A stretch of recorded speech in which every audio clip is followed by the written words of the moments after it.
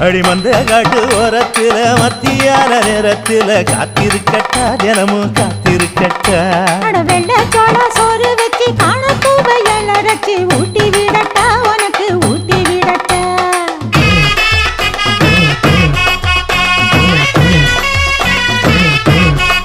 எவ்வள பஞ்சு முட்டாய் சீல கட்டி பட்டு வண்ண லவக்க போட்டு கஞ்சி கொண்டு போறவள நெஞ்சுக்குள்ள நீ வாரியா